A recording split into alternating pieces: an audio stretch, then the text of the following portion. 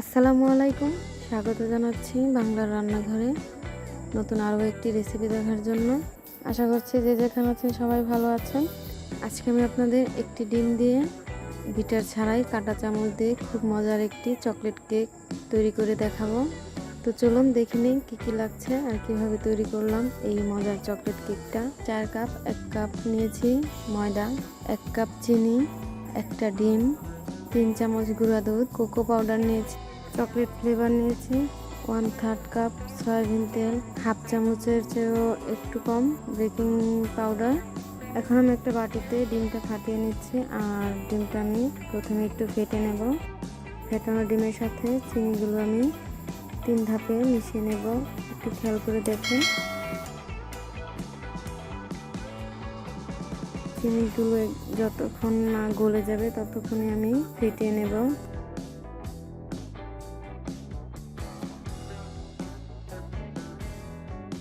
চিনিগুলো গলে গেছে। এখন যে তেলটা নিয়েছি সে তেলটা আমি 3 বারে মিশিয়ে নেব।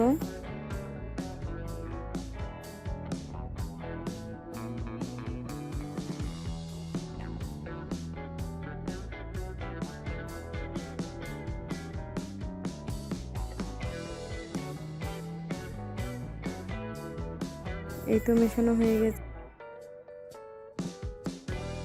এরপর একটি ছাঁকনিতে আমি শুকনো উপকরণগুলো সবগুলো নিয়ে একটু ছেঁকে নেব। এখান থেকে আমি 3 চামচ কোকো পাউডার দিয়ে দেব আর বাকি যে দলা দলা এগুলো দেখতে পাচ্ছেন এগুলো আমি ফেলে দেব।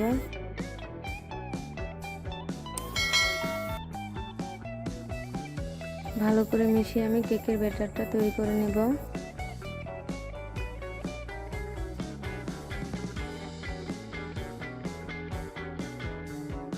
হাফ চামচ পরিমাণ চকলেট ফ্লেভার দিয়ে দিচ্ছি আর আমি এটা ভালো করে মিশিয়ে নেব।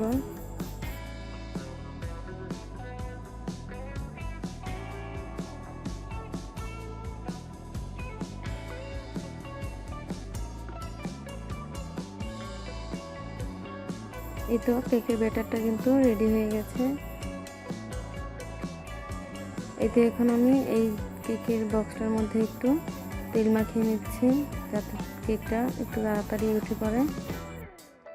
এরপর আমি একটু উঁচু করে কেকের যে ব্যাটারটা তৈরি করেছি আমি ঢেলে দিচ্ছি।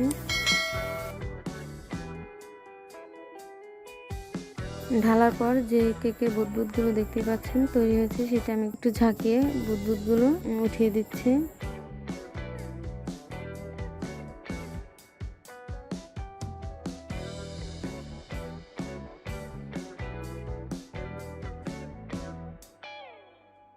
এখন আমি একটা পেন অলরেডি চুলায় বসিয়ে দিয়েছিলাম, এটা হালকা গরম হয়ে গেছে। এখন এই পেনটার মধ্যে আমি কেকের ব্যাটার দবক বসিয়ে দিয়ে ঢেকে দিচ্ছি আর ও অপেক্ষা করছে আধা ঘন্টা। অবশ্যই কিন্তু চুলার আঁচটা খুবই কম করে রেখেছি।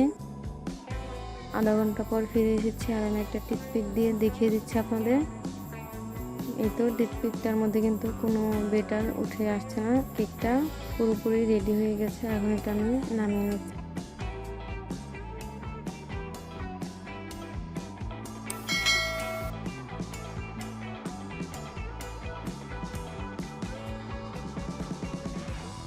এখন আপনাদের পছন্দ মতো এটা কেটে নিতে পারেন। আমি চাকু দিয়ে কেটে নিচ্ছি স্লাইস করে। আশা করছি আজকে আমার এই চকলেট কেক রেসিপিটা আপনাদের কাছে খুব ভালো লাগবে, আর ভালো লাগলে অবশ্যই একটা লাইক দিয়ে দিবেন আর কমেন্ট করে আমাকে জানাবেন। আর শেষ পর্যন্ত পাশে থাকার জন্য অনেক অনেক ধন্যবাদ। সবাই ভালো থাকবেন। আল্লাহ হাফেজ।